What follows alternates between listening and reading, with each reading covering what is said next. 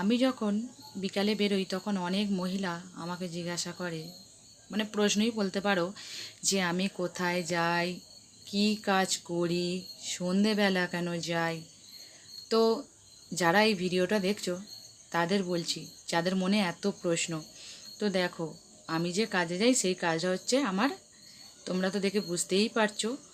তো এখন বলবো যে আমি এই কাজ করি, মাসিমা, পিসিমা, জেঠিমা, কাকিমা, তোমাদের বলছি, দেখো আমি এই কাজ করি, জানো তো। আমি না ওই কাজ করি না যে কাজটা তোমরা ভাবছো, বুঝেছো তো। আর সন্ধেবেলা কেন যাই? কারণ সকালে সবার স্কুল থাকে, টিউশন থাকে, বুঝলে তো। সেই জন্য বিকেলবেলাটা বেশিরভাগই ফাঁকা থাকে। আর যারা আসে এগুলো সব আমাকে, আমি একজন টিচার, সেই জন্য আমাকে সব সম্মান করে। আর দেখো ভয়ে ভয়ে করে সব কাজ করছে, দেখেছো তো। তোমাদের মনে প্রশ্ন ছিল যে আমি কোথায় যাই, কি কাজ করি, সন্ধেবেলা কেন যাই। তো তোমরা এখন দেখে বুঝতেই পেরেছো যে আমি কি কাজ করি। আর দেখো এখানে সব বসে আছে।